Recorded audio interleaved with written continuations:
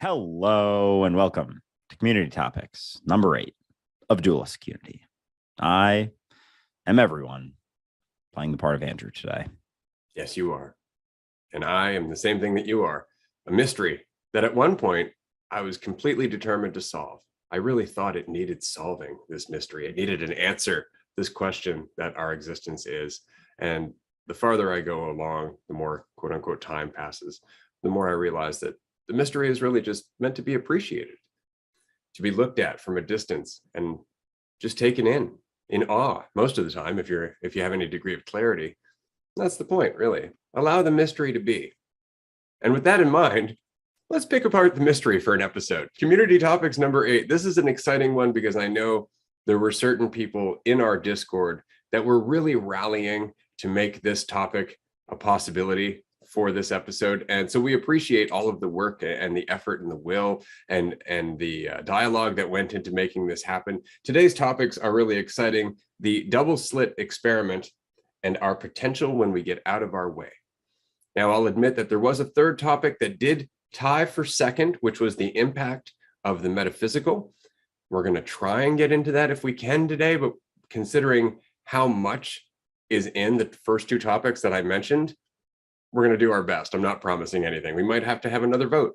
So, Andrew, why don't you walk us through what you know of the double slit experiment and what you took out of it?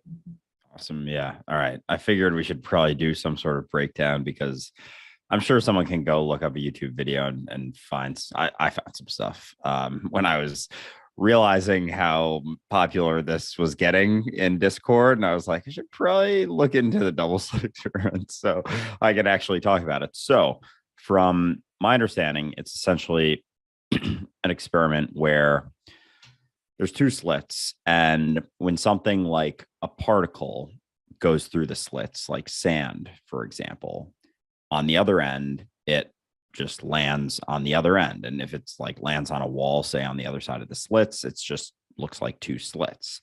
But then when something that creates waves goes through it, like say water, and when it's going through, it creates waves. And so those waves, as they go through the slits, they essentially double. The one wave becomes two waves. And as the two waves cross over, there's parts that cancel the wave out and parts that continue going. So when it hits the wall, that's, whatever, a couple inches from the slits, however they're running the experiment, it shows up as a bunch of different lines. The most impactful in the middle, where the greatest force is in the wave, and then less impactful on the ends. And so the interesting part is when particles go through and they are observed going through, they act as though they're particles. They land on the other side like they were the sand that I explained before, and they line up in two slits. And then the super interesting part is, say you have a camera and it's watching, and then you unplug the camera or slyly turn it off. So you want them to think that they're still being observed, but they're not. As they go through, they actually end up acting as if they were the wave, and they no longer act in the same way. So the fascinating, miraculous part of this is, why the fuck do they act like that when they're being observed, and then act completely differently when they're not being observed? And that's my understanding of it. That was awesome. That's a great introduction to it. It gets weirder from here because so the single particle that is sent through one or both of those slits, it's going to go through one or the other, right? And if we observe it, it does just that. It goes through one or the other, which is just fine. But when we don't observe it, when we just observe the pattern that reflects through after the slits, when we just look at the result, we see that interference pattern. And that's what we're seeing from the waves. But it was just one particle. Now, they didn't understand that at first. They're like, okay, it makes sense if we're sending like a trail of particles through. Maybe those particles, as they're going through, are bouncing off one another, and that's what's creating the wave effect. So they limited it to one particle and sent it through. And they still got the wave effect with one particle. And it's because that particle, upon coming up to the slit, became just potential. So it went through both slits. The same particle potentially went through both slits, and the interference pattern is caused by it interacting with itself. That one particle is superpositioned in all possible locations. It both went through both slits and went through neither slit. It's in all possible locations, and the wave pattern is caused by its interaction with its own potential self until it's observed. And then it breaks the wave, and it becomes one potential possibility, the straight line. That's what's trippy about it, is the fact that up until it's observed, that particle is potentially everywhere and serving every function. What changes is the context, and the context seems to be completely attached to our existence as the awareness observing it.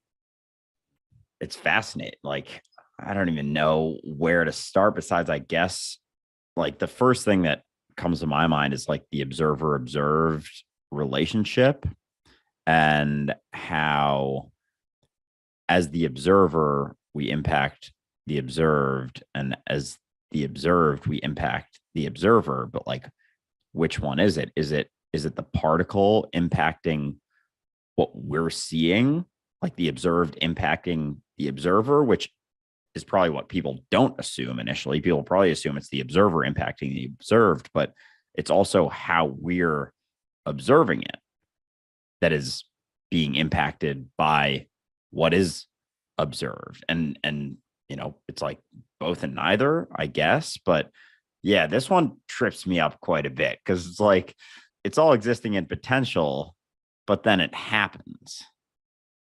So like, yeah, it's potential, but it still happens how it happens. So Oh, I hear you. It's yeah. Schrodinger's cat, right? Like, if there's a cat in a box, you don't know if that cat is alive or dead until you open the box. It's just potential, right? And so there's that whole thought experiment. I mean, obviously somebody's going to be like, well, it's a living cat unless it's dead. And you could disregard the entire thought experiment, but it's worth looking at, especially given where scientists are now looking at the possibility, the very real possibility, of other neighboring universes. And they're theorizing that these other universes have completely different laws of physics, that in some of them time would go backwards, for example. Right. And so the question is, why is that particle, the potential of that particle, collapse to what it is collapsing to? Why is it suddenly going in a straight line? In one of those other universes, it wouldn't. In one of those other universes with different laws of physics, it wouldn't. And the observer there would be different. It would still be the observer. It would still be the same observer we are. So perhaps the movement of the particle is very much related to our dominant perception of our relationship with reality, because we're so locked into the physical mentality, it moves physically, very, very physically. Whereas if we were to relax that a little bit, perhaps we would start to see more than one potential location actually manifest, to actually see some gray area, kind of like dreams, where one reality kind of can fuzz into another reality just because it's not so solidified. And that actually got me thinking, because the distortion pattern that we see from the waves, what's really interesting about it is the bright spots you're seeing are where the tops of the waves crest. That's where the most intensity is where those potentialities, because again, there are no actual waves. They're still just individual particles, but they're interacting with each other, creating waves. So it's still the same particle, except in different variation, working in different variation against other different variations. And so all of those crests are basically the most intensity of possibility. That's what you're seeing in that distortion pattern. Maybe that's what we're talking about. Maybe our perception of the physicality of the particle is like that crest. Our dominant mentality as being physical beings on this planet is just the crest that we're embodying in terms of potential perceptions of ourself. And that's what's altering the particle. That's what's altering how it moves. Just something I was thinking about. Yeah. So you think it's like it really comes down to our mentality of the physicality of ourselves that impacts the particles. Like, we know that that's what we're made out of, and we see ourselves as completely, physical beings separate from everything, as opposed to whatever we are deep down, that sort of semblance awareness. I know it's like you can't really say what it is, but maybe that's a little bit closer, and letting go of the physicality of everything. So could it be that it's just our mentality of the way we see ourselves, seeing the particles as something that make us up, therefore we see them as physical, as opposed to the energy, the vibrations, the matter that has been condensed into such slow moving states, but it's still those vibrations, it's still that energy. But because we have believed this to be the truth for so long, that's literally how we see it. So could it be that it's almost like an evolutionary limitation of our sight, or the way that we interact with things, that it is looking the way that it does when we're not observing it, but we can't even see it that way, similar to the way that we can't hear certain frequencies or we can't see certain UV rays. So it actually does look like that, but we just can't see it when we're observing it because of our mentality, because of our evolution, because of the ideas that we hold on to as truths about ourselves. I would think even because of the complexity of our energetic existence, let's just say, because you were saying earlier that the particle affects us and we affect the particle, because there is no division. There is no difference between the observer and the observed. They're not two different roles, right? So perhaps even this insight, perhaps this observation is just the increasing of complexity to our existence, that we are actually starting to see a different energetic level just by being able to accept that it's there, by being able to question that perhaps it's possible, perhaps we're able to actually start seeing the world in a different way. And that's all this is the process of doing that. The entire conversation that we're having right now is just like synapses firing and discovering a new insight that affects the whole, right? So perhaps the observation of the particle, just like, the consumption of psychedelics, is an opportunity for the particle or the psychedelics to teach us about it, because we're it. It's teaching us more about the lack of division between the two. So it's really interesting. But I think that a big part of this, and this is where scientists, when they talk to spiritual people, and spiritual people are like, oh, double slit experiment shows that we can affect reality. And scientists go, oh, God. And the reason is because people try to use that in terms of manifestation. I have control. And that is the temptation in that. I have control. But if that were the case, we'd be able to control where that fucking particle's going and what it's doing. And we don't. We just know that we're affecting it. And I think that, again, comes down to the scale of our perception, to the fact that we still see ourselves as individual pieces, that we don't recognize we are all one collective consciousness. That's why I say I think it's our collective perception that is dictating the path of the particle or the action of the particle. So when we're trying to affect reality, we are always doing it from the terms of my body, me, I'm affecting reality. And we're not thinking about it, oh, I'm everything. I'm all these people. It's like we want to leave everybody behind so we can do it ourselves and have the glory, as it were, right?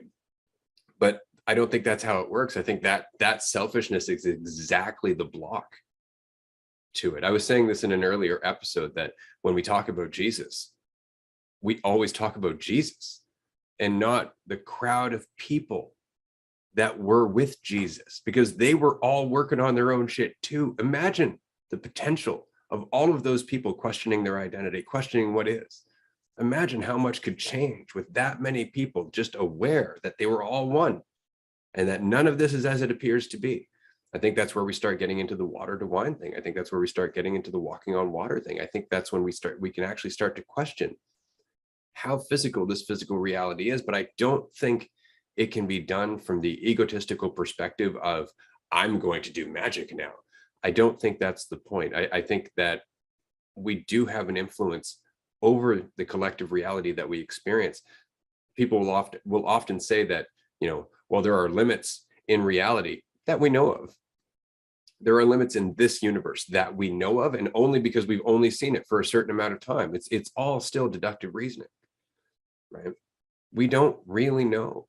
Often somebody will say, well, there's the speed of light. Nothing moves faster than light. Light travels through space. Space moves faster than light. Think about that. To dwell on that for a bit, for as far as light can travel, it's got to travel through something. Is that moving? What is the nature of that thing that it's moving through? Is it expanding into what? Right? Things aren't as simple as we'd like them to be. And I think the more that we question that, the more possibilities in front of us. And that kind of leads us to the next topic, which is, what is our potential if we get out of our way? And we're talking about getting out of our way on a collective level. We're talking about getting out of our way on an individual level, because they are the same thing. But I want to mention, and this is what inspired that thought, about the scale of our intention, the acceptance that we're more and more and more of this, and the potential impact that that has. We talked about this in our manifestation workshop briefly, but in 1993, there was a meditation experiment that was done in Washington, D.C., where a group of 800 to 4,000 meditators over a week, I believe it was, had the intention of dropping the crime rate in Washington, D.C., just through holding a group meditation and intending peace and clarity within themselves. They intended to drop the crime rate by 20%. That was what they wanted to do. And the chief of police at the time laughed at them and said, the only thing that's going to drop the crime rate in this city by 20% is a blizzard. The crime rate dropped against the normal trend by 23.3%. So there was an impact, but there was 800 to 4,000 people there. And there's no way to quantify who was more aware or anything else. You really just have to look at it as one part of a collective being suddenly paying attention to a specific function, just like we might start paying attention to our health. And if that's possible, then what else is possible? Yeah. Yeah. And it's like, as we let go more and more of the individual, it's like the next step is seeing yourself as the collective. And so it's almost hard to even say what could potentially be possible. But yeah, with all the scientific stuff too, there's never been, it's not like it gets proven. Things get disproven over and over. And it's like kind of getting to being able to say what the truth is, or say what is real. It's like, it's not as important as saying what isn't real, pointing out what isn't the truth. And eventually it's like that, that, like you were just saying, that deductive reasoning, but you never quite get to it. It's not like this equals this and that's it.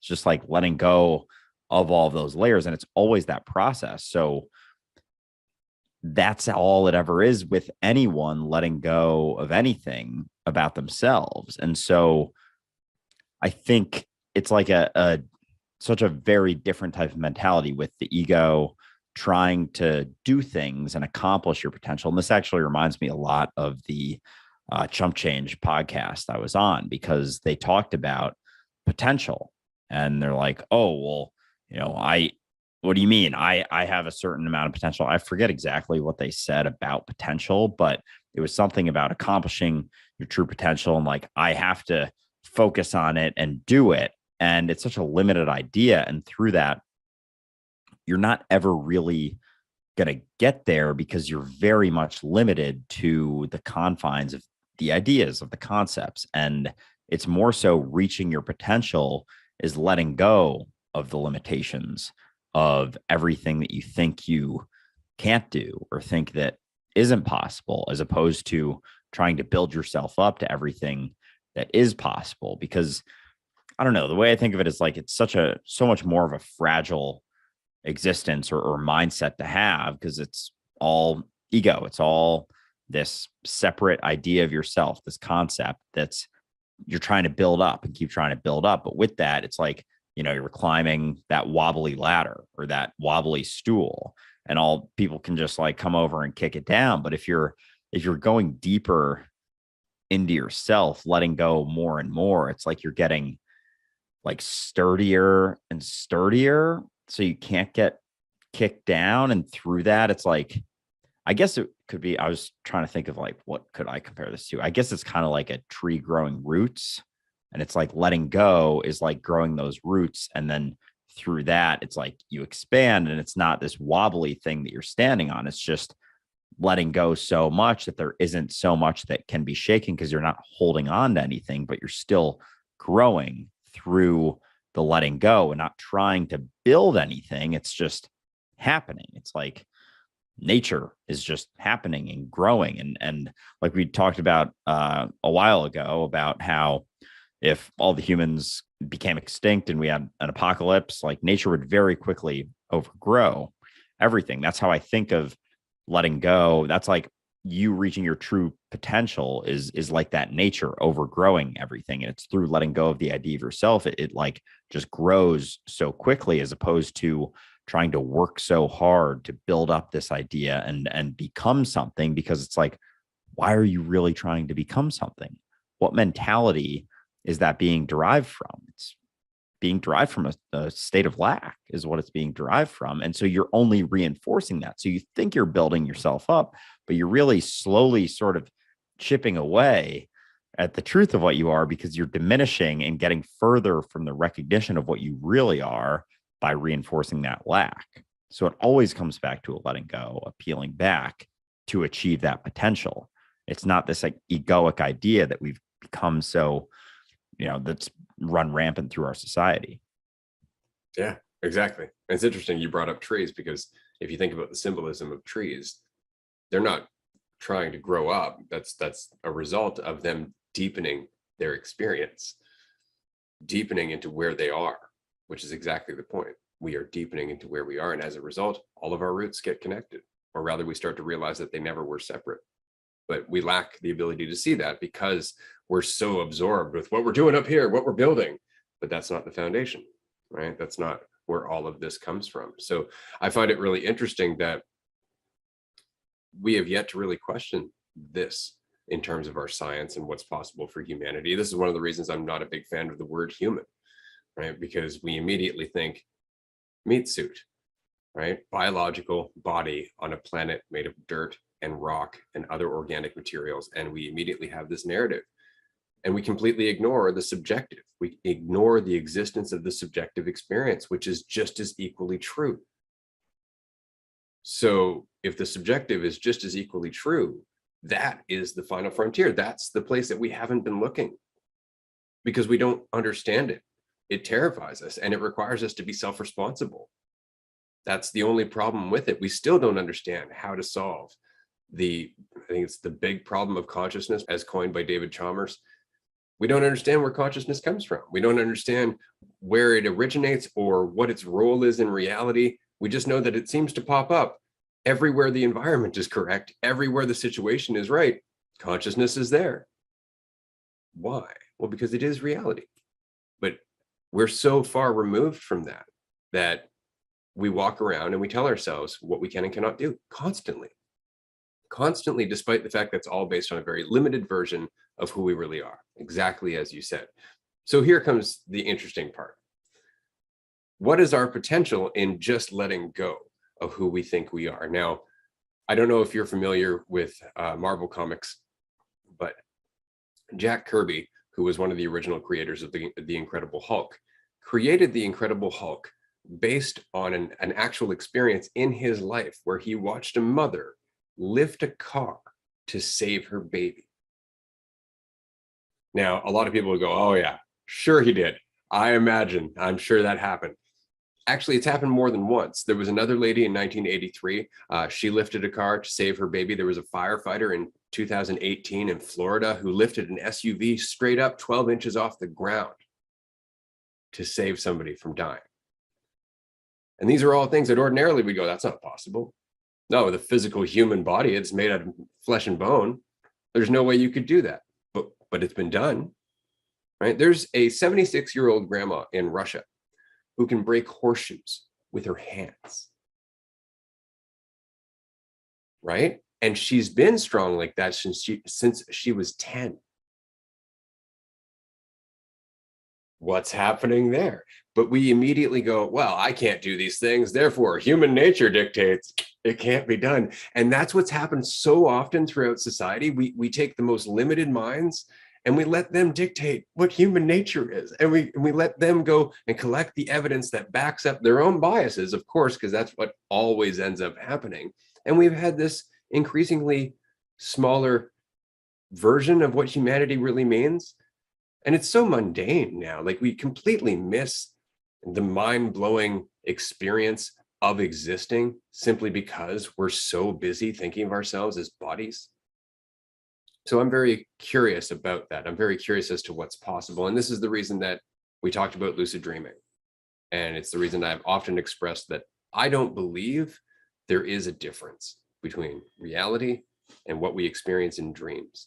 I think that the difference that we perceive is very much based on how attached we are to our own individual story, our own individual narrative. I think that that is part of the physical experience, is possibly being able to transcend the physical experience. And I think that's what Jesus was talking about. I think that that's what the original followers of Jesus, if he did, quote unquote, resurrect, he didn't resurrect. That's the point. He just left the body, right? Because there's no point in holding on to the fiction of the body at all. This is why I always get a kick out of it, where it's like Christians will say, oh, he resurrected. Look, that's where his body was. It's like, I think you missed the point. I think you've missed the point of everything that he was saying. Right? That there is more to it than just the physical. You know, man does not live on bread alone, that kind of thing. Yeah, this is a lot of fun to talk about because, yeah, there's so many instances, like going back to the moms lifting up cars, even something like the 4-minute mile.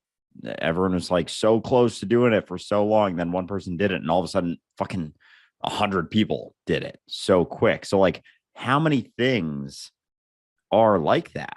Like, really? And it's interesting when you start to see yourself just as reality and as everything, and like how much, if I can move my hand, which is a taught thing that people have been doing for thousands and thousands of years, so I can see the proof of it being possible, then I over time learn how to move my hand. And it's not something that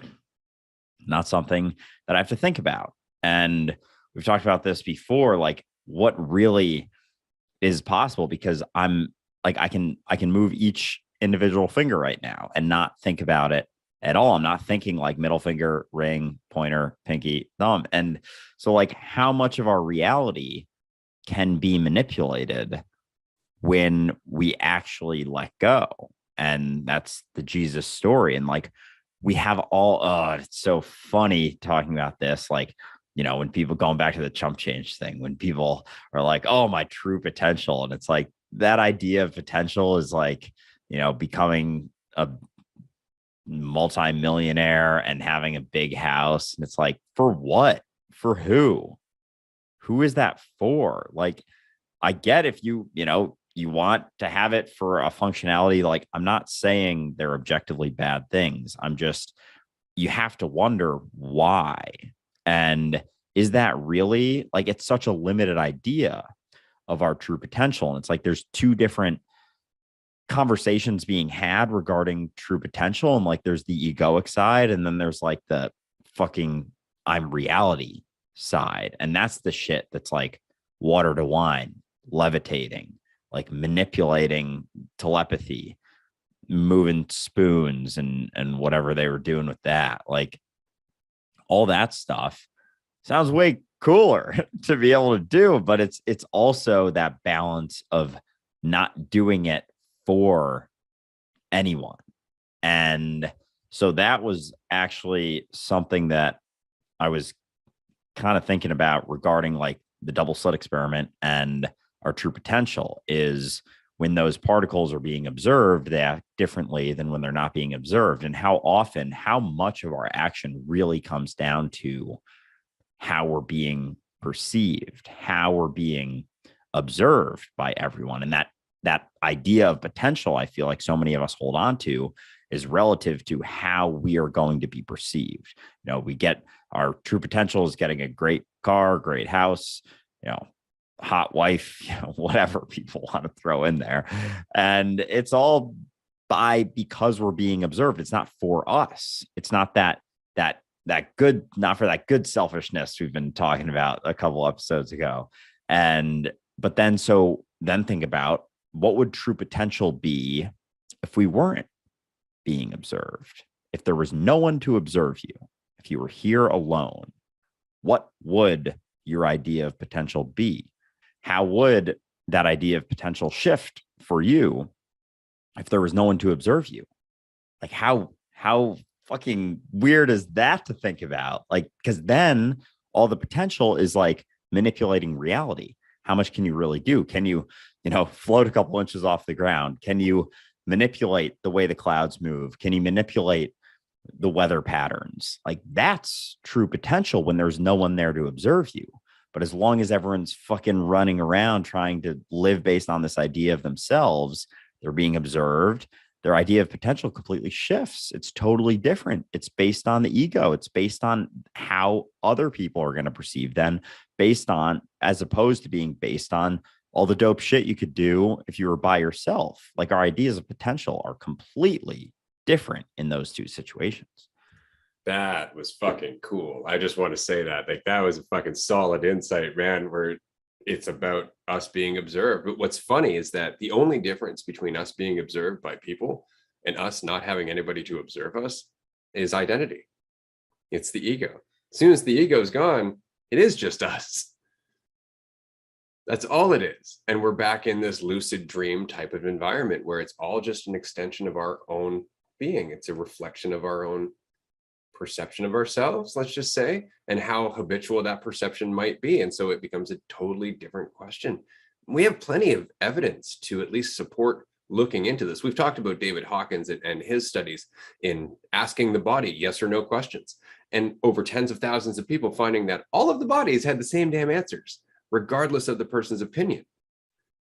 That's some crazy shit. That implies that there is some underlying foundational intelligence, or at least sensitivity, to the ebb and flow of reality. That's crazy. And then you look at the Global Consciousness Project, which has random number generators all over the world, and have for like the last 2 or 3 decades, basically watching world events and then watching how the random number generators get less random as those world events happen. As more and more people's attention is drawn to a specific event, all of those number generators become less random. And they've been observing this for decades.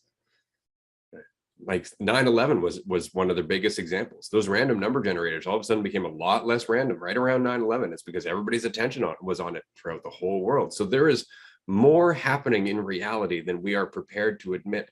And I think a large part of that is just the fact that we don't want to be responsible. People want superpowers, sure. It's kind of like the Discord conversation about this topic or this episode, and they used the example, and I know it was kind of tongue-in-cheek, of what's our potential: babies lifting cars. And I thought that was funny because anybody who has a baby will know that's a terrifying prospect. The idea that a baby with as little as it understands about its environment and everything else could lift a car, that's not a possibility we really want to go into, unless we are also invulnerable, and that has its own consequences and whatnot. So I think it's important that we recognize that we need to push our potential in increments to some degree, but that those increments seem huge to us because of the draw of familiarity. And that over time, or over the procession of change, which is a better way of looking at it, generations will change. So while I wouldn't say it's a good idea to strive for car lifting babies, I would say that we can definitely strive towards a culture where 10, 11, and 12-year-olds have enough self-awareness to not immediately get pulled into the biological influences of hormones and puberty and everything else, that they actually have some degree of awareness as that's happening to them. That, to me, would be a fucking superpower. And I say that as a father to a 15-year-old teenager. If we could get our culture to a point where in our teens, we can self-regulate, could you imagine what's possible? Because the teens are the ones that have the most energy and the most potential. They're the ones that when they see the world as it is, they are out in everyone's face.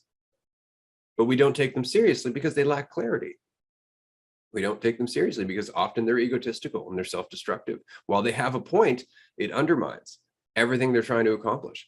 And so I think that's potential. That's possible. If we can really just work at diminishing the walls between all of us throughout generations, So that way we all look at each other as each other. I think we'll find an entirely different way of working together and living. And as a result, perceiving the world. This is why I enjoy some of the theories about like the Great Pyramid, for example, that at one point when it was built, it may have been built with the use of telekinesis. It may have been built with the use of some lost art that involves our awareness and our conscious connection to the observed. I think that's a fantastic theory. I love it. I think that, why the hell not? I don't see why not at all. And sure, a lot of people would be like, it's crazy talk. And it's always based on their own limitations. It's always based on what they aren't comfortable accepting may be possible. It's the same thing as people refusing to admit that aliens might exist. You're not doing that because it's impossible. You're doing that because it makes you uncomfortable. And that's it. That's the only reason. So you may as well get over that discomfort and just accept you don't know, because it makes life a hell of a lot more fun. And I think that in accepting that, science will start to change. And it's funny because that is a foundational belief in science.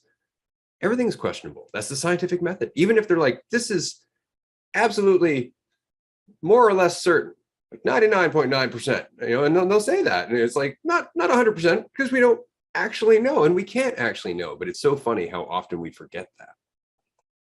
How often we cling to that certainty, that desire for it to be 100%, or just, settle on it.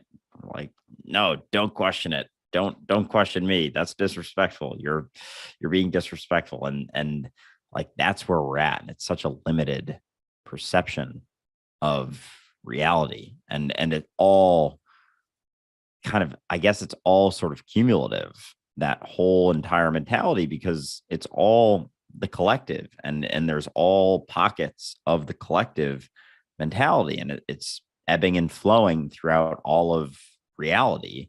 And this conversation, dualistic unity, is just a pocket of that. But as it grows, more shifts begin to be made. And I really think too, with the superpower talk, like, people have so many egotistical ideas of superpowers, but yeah, like being able to see yourself in everyone, being able to have that empathy, like, who's to say that isn't a superpower? Being able to let go of that idea of yourself, not get super fucking angry when someone judges you.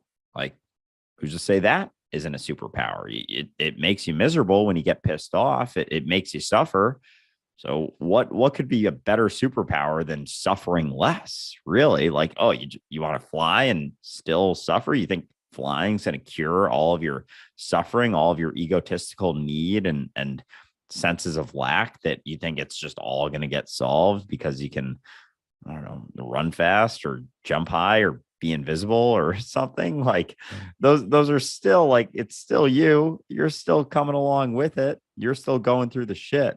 And so I think there are superpowers you can sort of have, not in the superhero type ideal, but in a sense, like, it could get you closer to that. And if your desire really is to stop suffering so much and feel free, like, these are things that can lead you to experiencing that semblance of a superpower, is not holding on to that idea of yourself so much, not thinking about yourself so much, not worrying about how that perception of yourself is constantly getting thrown around in the minds of others, because you see that it doesn't actually exist. It's not actually there. They're just seeing, more or less reflections of themselves, and doesn't really have much to do with you. So who's to say that all of those things aren't also superpowers? And through that process, as a collective, we begin to recognize those things more and more. Like, those current, superpowers of just having less idea of yourself can get deeper and deeper and deeper. And it comes with the collective shift, comes more individual shifts, which comes to more collective shifts, because, there's no individual, there is no collective. It all just is. Yeah, absolutely. And what's interesting, I'm not going to say that it's not possible to do some pretty miraculous things. I'm not going to say that we can't, from where we are now, get to the water to wine phase, right? I'm not going to say that's not possible, because for the last half of my life, I've been very interested in it. Absolutely. But what I always end up coming back to is the why. Why do I want to do this thing? Why do I want to break that barrier? Is it for my own reasons? Am I doing it to lift myself up, to prove that I am somehow better? And if that's the case, then that's definitely not why I want to do it. Do I want to do it so I can go like, hey, look at me? No, that doesn't seem right either. And then it dawns on me that when you look at the Jesus story, Gloria in excelsis Deo, glory to God in the highest. We're doing it for the whole. If we're doing it as the whole for the whole, then it's completely selfless, which means we're not doing it to show off. We're doing it because we actually are acting on the empathy that we feel without the shackle of the limitations that we habitually tell ourselves. So all of a sudden, in a moment where we meet somebody who is, say, depressed or haunted by demons, we have access to a whole other arsenal of tools from the inside that we didn't access before because we were too busy being puppets made of meat. We couldn't see the connection because we were in the way. And so this goes back to selflessness or selfishness out the other end, however you'd like to put it. It really does have to be for its own sake, because it means something to you that's not egotistical. And to me, the only two things I can imagine being the driving force for anything on the miraculous is either straight up enthusiasm, that's the one I'm banking on for sure, and empathy. I can see empathy and the ability to heal being absolutely connected. But what does enthusiasm make possible? And all I can think is creation. All I can think is expression. So I think there's a lot to explore in that. And as I said at the beginning of this episode, there is a whole conversation to have about like the astral realms and astral projection and all of that other stuff. We're not going to get into it in this episode because, in all honesty, I think that it might take us a little bit too far off the point of this episode, which is that anything is possible so long as we can just get out of our way and do that in a sustained effort, not for our own egotistical need, but because we genuinely recognize how things work. We can actually see deeper than the assumptions that we made, that we can look at the wave and the particle, and we can accept that they both have their purpose and that they both have their lessons. The potential and the actuality both have their lessons. I think that it's time that we started living a little bit more in our potential. Amen. Yeah. No, that last point you had about enthusiasm and the potential of that, like empathy is, if empathy is healing, that enthusiasm, what if that has to do with creation itself? Like just the enthusiasm, being so enthralled in the situation for the sake of the situation, no egotistical desires, no idea of yourself involved, just being it. It's like you're creating yourself almost as everything. And when I say yourself, I mean reality. Like that could be what does it, is being there for it creates reality itself. And that's where feel the energy, right? Like even just talking about it, you can feel that momentum. Can you imagine how much is possible just from that? Because it's not coming from any end result. It's coming from itself, which is crazy fun. Yeah. Because like how many of our even just like inventions in the last couple hundred years came from just enthusiastic people doing something for the sake of doing it, not to be, rich and famous. And so, that's on a limited scale, creating whatever. But is it though? Like we don't even know the impacts of any invention that's ever made. And like, could that not be directly equated to creation itself? Because it's all God doing it, right? Absolutely. That's the point that people will often make, that, oh, humanity is completely left nature. It's like humanity is nature. whatever's happening right now is nature happening. We want to take ownership and judge ourselves and do that whole egotistical thing. But the fact is, everything that we're doing right now, one way or another, is creating a new type of opportunity for this planet. It's creating a new type of energy for this planet. It's creating a new mentality for everything on this planet. Nothing is separate. Every invention adds to the whole. Everything is cumulative. It's all leading towards some insight that brings us into the next epoch of our existence. Right? But it's all connected. And that's why I find it so interesting that you're right. It's the enthusiasm that leads to most of our evolution, most of our steps forward in terms of technology, mentality, everything else. This is why I had a great deal of respect for, say, Socrates and his Aspen Grove, as opposed to modern academia, because there was no tuition at the Aspen Grove, and there was nobody around going, oh, you really should go out and think deep things. They were all just trying to tell you to get a job and participate in society and do all that. But people who were interested would go out there and hang out and talk and explore. They were like the Gnostics in Jesus' time. They would just get together because that's what this is about. And they would look at things inquisitively and curiously and enthusiastically. And that's what led to so many of our insights over the years. And it's evidence of exactly how backwards we've been for how long, that all of those people usually end up getting murdered by the people who can't understand them. But those murders are happening less. And they've been happening a lot less over the last, say, 50 years. You and I are having this conversation. We've been having it for a year. Nobody's threatened me. That wouldn't have existed 100 years ago, 200 years ago, 1,000 years ago. There's no way we would have been able to get away with questioning everything, because the mentality at the time, the collective, was terrified. And we're still coming out of that trauma. That's the point. We're still coming out of that need to just cling and restrict and feel safe in a little cocoon that's fictional and doesn't exist, but at least it feels better, and it blocks us from seeing all of our potential and what's possible. That's really the whole process that we're on.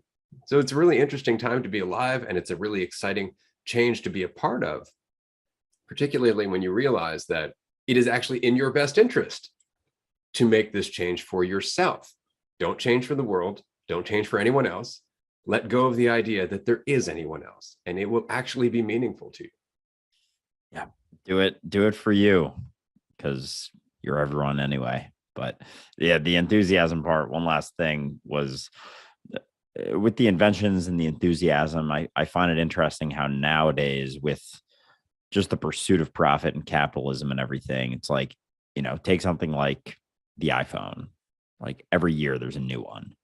It's like basically the same thing. There's like some tiny tweaks that they've probably known about for 5 years. They're just progressively like dropping it so that people buy it every single year. And it's like, because that's not rooted in enthusiasm.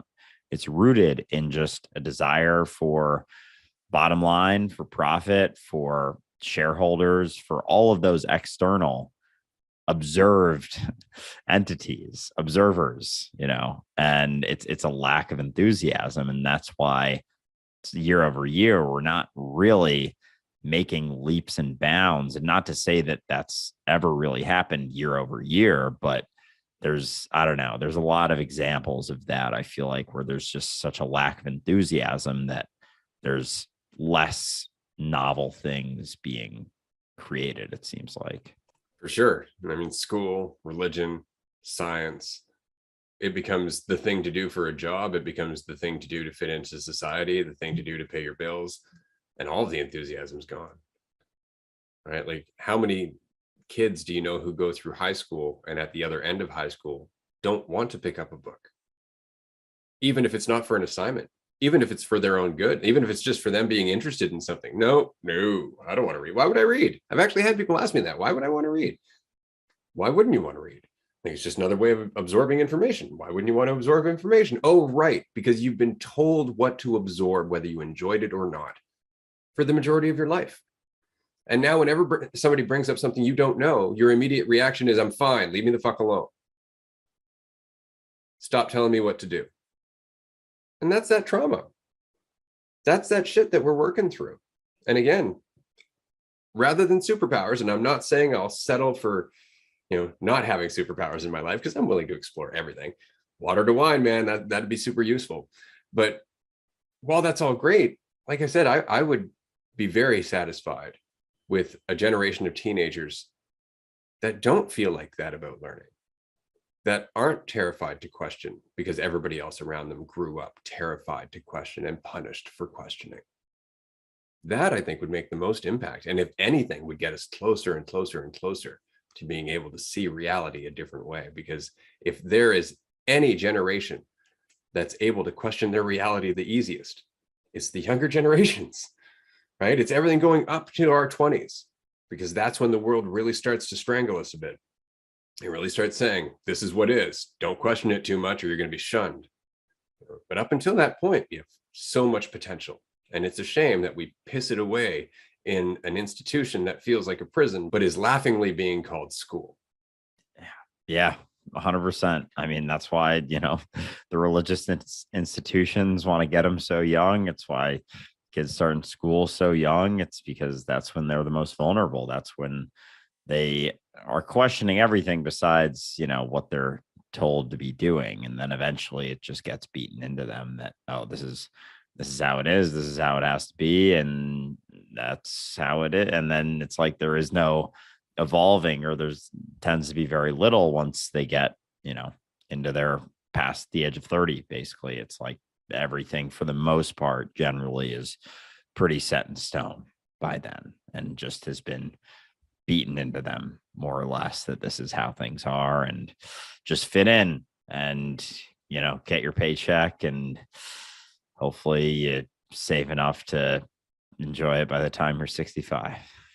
That's it, right? Over time, all of a sudden, the consequence of not fitting in gets beaten into our head.